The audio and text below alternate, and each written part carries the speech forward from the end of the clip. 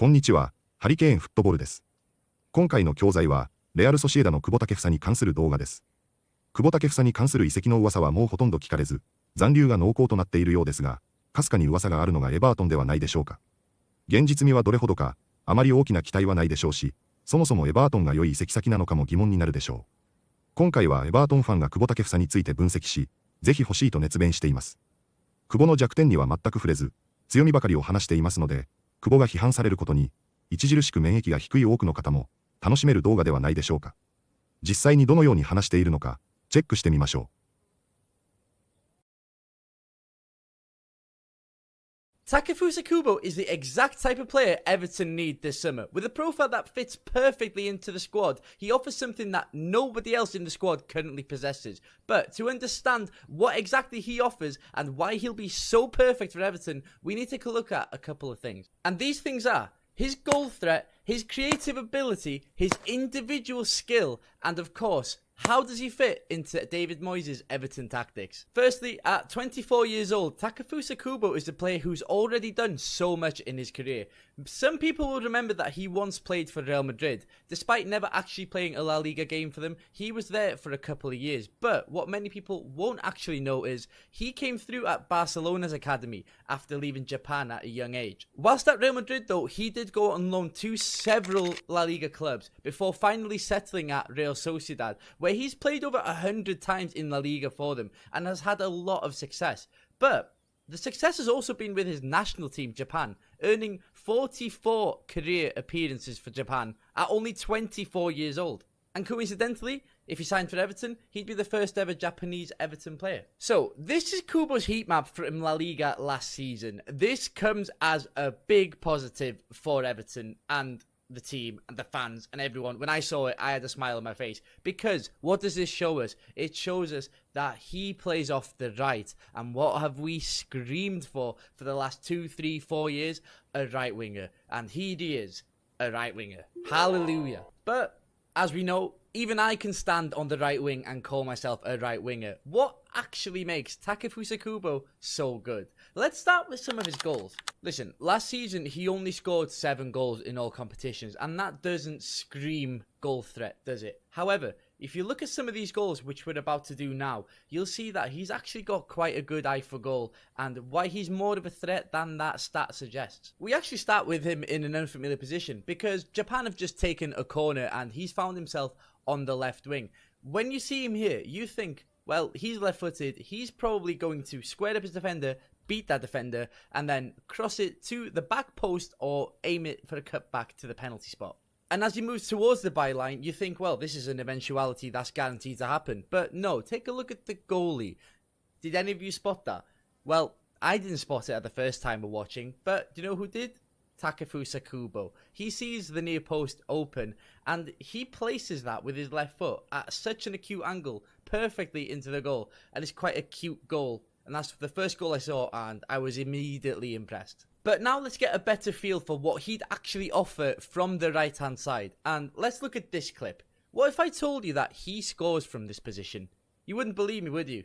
You'd think that maybe he's passed the ball a couple of times, received it, and slotted it in. No, he doesn't pass the ball once in this clip, and he goes from here to scoring a goal. First up, he works the ball pretty well down the line. Okay, that's pretty simple. But what comes next is a bit of magic from Kubo that we haven't seen at Everton from that right-hand side in ages, maybe since Delafeu. So he squares the defender up, and Kubo is always so upright when he's dribbling. It makes it so difficult for the defender to read his body language and guess which way Kubo's about to go. But what we know about Kubo is that he's left-footed, meaning, oh, he's going to cut inside, surely. No, he does the hardest thing possible and actually nutmegs the defender. And then after he's gone past that one defender, he's got another defender in roughly a similar body position and shape and area to where the other one was. But this time it's inside the box. And Kubo in this instance, look at him. He's so neutral. His eyes are up. His chin is up.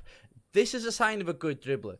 Any good dribblers, any professional footballers that are excellent at dribbling, their chin is always up because they need to see everything. Because they're so used to the ball by their feet, they don't need to see the ball. And because his chin is up, he's able to see what's in front of him, meaning that he's able to react to whatever the defender does and do the opposite. And you see here just how fast his feet move to cut inside onto his left foot. And subsequently, look how quick he is to get the shot away. And he scores. All of which started 40 yards away from the goal on the right-hand side near the touchline. Real Sociedad here are in goal this time, and the ball is about to be played to Takefusa Kubo, a switch to the right-hand side. But you can't even see Kubo in this clip, and I'll tell you why this is good. Because this is where he actually gets the ball. Look how high he is, look how wide he is, stretching the play, offering width. That's something that we are crying out for at Everton. And what's so nice about Kubo is that he doesn't receive the ball and then look to pass backwards. He looks to go direct. He wants to carry the ball into that final third, square up his defender and make things happen. And look at this poor defender, right? He is desperate to force Kubo towards the byline onto his weaker right foot. And you know, with those players that are so good that you just can't stop them, even though you know exactly what they're going to do, Takefusa Kubo may not be that at the minute, but he could well get there. Because look, he properly forces the defender to force him down the line. And the defender actually overcommits to this because Kubo sells it quite well, meaning he can go the other way and now has the whole box at his disposal with that left foot. But he's not done ruining the defender's day just there, because he cuts inside and the defender's trying to scramble back to get the ball and he just sits him down with absolute ease. And he takes the shot, and the accuracy of the shot and placement of the shot, this is a good ball striker. With a lot of wingers that are technical and good 1v1, you often lose the ball striking ability, but Kubo absolutely has it. And this clip against Espanyol is what really sold me on Kubo and actually very much impressed me. Look at the Sociedad right back here, Traore. He's gone early. He's ventured offside. That leaves two Espanyol defenders to try and tackle Kubo. And often in this situation, one defender's going to show you down the line, the other defender's going to stay inside and prevent you from cutting in onto that left foot. And this is a hallmark of a good player, what he does next, because he doesn't go towards the byline. He doesn't try and cut inside. He actually uses these two Espanyol defenders against each other and goes through the middle. And from there, he cuts inside, gets into such a dangerous position and bags himself another goal. So all those goals, quite different but similar in their own way. All great examples of beating your man out wide if it's one or two. And listen, you get creativity with Kubo. I'm about to expose a myth here because Kubo didn't actually get a single assist last season, and people think he's not good creatively, but you're wrong if you think that. Not only did he create several big chances last season, when you review the footage, he's actually so unlucky to not have a La Liga assist to his name. This one for Japan is pretty nice to start things off because he's not actually out wide in this position. He's operating in and around the box in a central area, and he plays a lovely, delicate, chipped ball over the top of the opposition defence in the perfect spot for his teammate to get a goal. And then this one is a good example of when he's not got the ball and how he is at penetrating space. Because you can see this ocean of space. He sees it, and not only does he see it, he targets it. Now, he gets the ball, and in this position, we've already seen him shoot and score from a similar area. But this time, he squares it for what is an easy goal. And now again, here we see he's got two players on him. One stopping him from coming inside, one stopping him from going towards the byline. And what he does really well here is he just takes his time. He's nice and upright, and he takes his time to beat the player. And he actually leans on a skill that Cole Palmer loves to use, and that's a fake shot. Very simple, but it can be so effective if you sell it properly. And it does work pretty well, because now look, instead of one player being on the left and one player being on the right for Las Palmas, they're actually quite parallel, which has left a lot of space towards the byline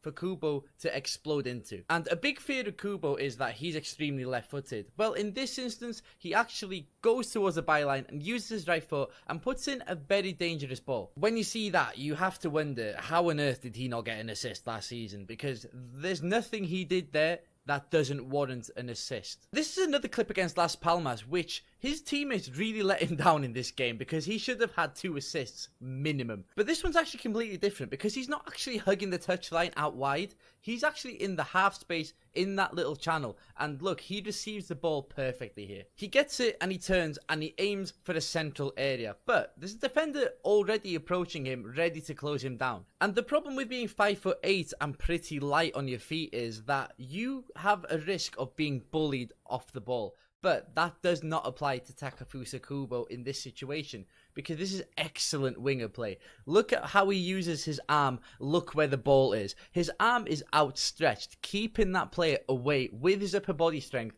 Meanwhile, the ball is on the other side, meaning that if the defender truly wants to get the ball, he's got to come through Kubo to even get a chance of it, and then Kubo's won a foul in a dangerous area. And Kubo holds him off really, really well. And then he plays in a beautiful threaded pass that has just enough weight on it to make its way into the box. And his teammate does not make the most of it. Again, Kubo, you were robbed of an assist here. I'll say it. I'll go on the record and say it. Now that we've established that he was absolutely robbed of an assist in La Liga last season, let's look at a quality that I know for certain that David Moyes will love if we sign him. This is the first time we've seen Kubo in his own half, and he's not even got the ball yet, and he's actually surrounded by 1, 2, 3 Real Madrid players. So, what does he do so well here, and why is it important for Everton? What's good about Kubo is that you can really, really trust him to give him the ball, even though he's surrounded by players, knowing that he's 1, going to get out of it, 2, going to play a pass, or 3, win a foul.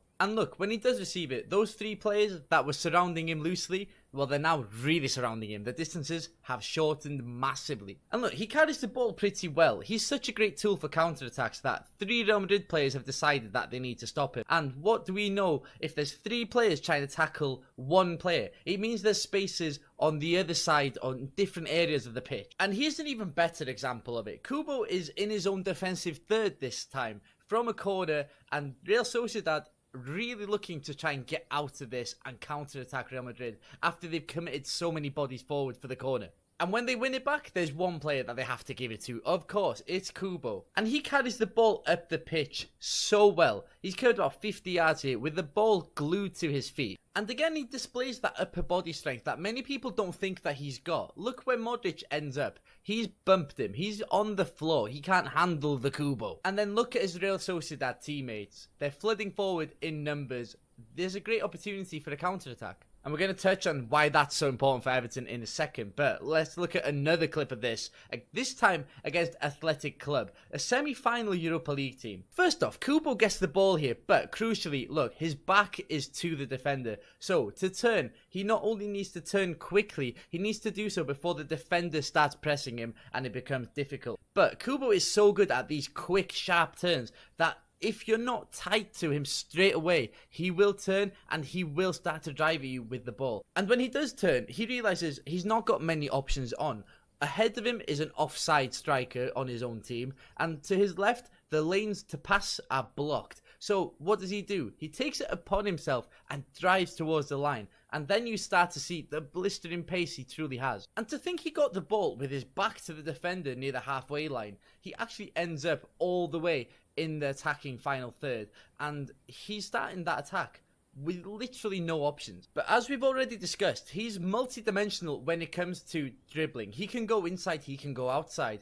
But his first touch often sets him up for these great runs. Look where he's about to receive the ball here. The defender is already on his way to try and close him down. And he sees him because Kubo is a player that is always scanning. He's always aware of his surrounding. And this is another skill that a lot of elite wingers have to have if they want to be anywhere close to the best, and that's receiving the ball on the back foot. You see here how Kubo, he receives it on the back foot so he can turn out of it with his first touch, and then the defender, he's in no man's land. He's already been bypassed because he's aggressively pressed Kubo, who's already turned out of that press. And once he's running, he just runs and he keeps the ball so close to his foot that defenders don't really want to step out and try to press him, because they know by the time they step up out of their defensive line, it becomes an impossible task because he's already laid off the ball to someone else. And then look what happens. Someone tries to step up and press him, but now look, he's got options all over the pitch. 2 of them are marked, 1 of them is completely free. And Kubo has that ability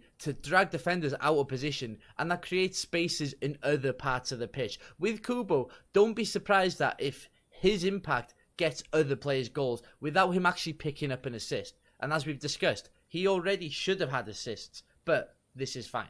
So, how are all these good things going to affect Everton? Well, firstly, we probably know by now, Kubo's going to play on the right. Firstly, he's not really a type of player who's going to hit the byline every single time and whip a ball in. That's just not his game. And weirdly, I think the best part of having Kubo is what he'll offer to Iliman Ndiaye on the other side. As we discussed, Kubo's a player that attracts people to him. He will take people on. He doesn't care if there's 3 players taking him on. He will trust himself to get out of that position. And if there's 3 players dragged all the way towards Kubo's side on the right-hand side, well, the space is out on the left. And who plays off the left? Iliman Ndiaye. The one worry I do slightly have with Everton, and if we had Kubo, is that at Real Sociedad, he had Hamari Traore, who was always bombing up and down the right-hand side of the pitch, giving width, which meant that Kubo could cut inside because Traore was taking away the defender down the line. At Everton, we don't really have a player, a right-back, who will do this game in, game out. Nathan Patterson probably has the ability to do it, but doesn't get the minutes, and there's still question marks on how ready he is for Premier League football week in, week out. Meanwhile, we have Jake O'Brien, who's more of a centre-back, isn't he? So he's not really going to bomb forward. He does do it at times, gets into the box. That goal against Brentford shows that he will get into the box. But teams will likely leave him to it because he's not got that threat from wide areas, especially when it comes to crossing the ball. So, to get the best out of Kubo, I would not be surprised if we went and got a right back who is athletic, gets up and down the pitch throughout the game, and will offer that extra something in the final third. All in all, I think Kubo could be a magnificent signing for Everton. This is a guy who played for Real Madrid at one point. He's been linked with loads of big clubs in his career. He's still only 24. He's 44 caps deep with Japan. There's so much to like. If we get him, it's a statement signing in the new stadium. 次は解説です。今回は少し長い動画でもありましたので、便利な表現も多くありました。普段使いできるものや定番表現、サッカーファンにはおなじみの表現も多いかもしれませんが、本日の解説をチェックしてみましょう。And actually, nutmegs the defender. ナツメグは、日常英語ではなく主にサッカーの中で使われるスラングです。この単語は、香辛料のナツメグと同じスペルですが、サッカーでは、股抜きを意味します。プレイヤーが相手の股の間にボールを通すことで、相手のバランスを崩し、突破するというテクニックで、動詞としても使われ、スポーツ実況などでよく登場します。ちょっとした屈辱を伴うプレーでもあるため、観客や解説者が盛り上がる場面です。英語のスラングとして学ぶと、ネイティブのスポーツ文化にも触れられる面白い単語です。And actually nutmegs the defender. But he's not done ruining the defender's day just there. ルーイン・サムワンズデーは、ネイティブが日常的に使う自然な表現で、人の一日を台無しにするという意味です。ルーインは、台無しにする、破壊するという意味の動詞で、誰かにとって嫌な出来事や失敗などによって気分が落ち込むような場面で使われます。例えば、突然のトラブル、失言、事故などが原因で、その人にとって最悪な日になることを表します。軽い文句から深刻な後悔まで幅広いトーンで使われます。英語の感情表現を豊かにするのに役立つフレーズです。But he's not done ruining the defender's day just there. Traore. He's gone early. He's ventured offside. ベンチャーは何かリスクがあったり未知な状況で、あえていく、やってみるという意味を持つ動詞です。冒険するというニュアンスがあり、単に行動するのではなく、勇気を出して挑戦する姿勢を表します。また、ベンチャークエスチョンで、思い切って質問するというように、やや遠慮がちだけど勇気を出した行動にも使われます。名詞では、ベンチャー企業のベンチャーとしても使われ、リスクを取って新しいことに挑戦する意味が含まれます。Traore. He's gone early. He's ventured offside. Traore. He's gone early. He's ventured offside. I'm about to expose a myth here. ミースは、神話や迷信といった意味で使われます。歴史的な神話や伝説から、現代社会でよくある誤解まで幅広い文脈で使える便利な単語です。例えば、それは単なる神話だという言い回しは、何かが広く信じられているけれども実は事実ではないという場面でよく使われます。日常会話、ビジネス、アカデミックな場面でも使われる語彙です。I'm about to expose a myth here. I'm about to expose a myth here. And he actually leans on a skill that Cole Palmer loves to use. リーンオンは物理的に寄りかかるだけでなく、感情的、心理的に頼るという意味でも使える非常に便利な表現です。励ましやサポートの気持ちを表すフレーズで、友人や家族との会話でよく登場します。また、ビジネスや報道では、誰かに圧力をかけるというニュアンスで使われることもあります。文脈によって意味が変わるので、使い方をしっかり押さえておくと、会話表現の幅が広がります。And he actually leans on a skill that Cole Palmer loves to use. And he actually leans on a skill that Cole Palmer loves to use. And Kubo holds him off really, really well. ホールドオフは、日常会話でもビジネス英語でもよく使われる駆動詞です。基本的な意味は、何かを遅らせるや、先延ばしにするですが、敵を寄せ付けないや、攻撃を防ぐという戦略的な意味でも使われ、感情や欲求を抑える時にも使える柔軟な表現です。文脈に応じて意味が変わるため、具体例と一緒に覚えると理解が深まります。Yeah. And Kubo holds him off really, really well. And Kubo holds him off really, really well. And his teammate does not make the most of it. メイクザモストオブは、何かのチャンスや資源を最大限に生かすという非常に便利なフレーズで、日常会話からビジネスシーンまで幅広く使われます。例えば旅行先では、時間を無駄にせず満喫する、仕事では、与えられた条件の中で最高の結果を出すといった文脈でよく使われます。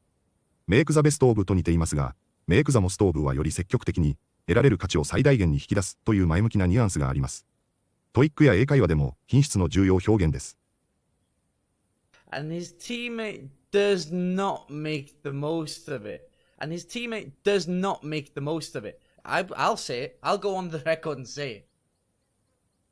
Go on the record and say は、これはオフレコではなく、自分の責任で正式に言いますという意思を強調する表現です。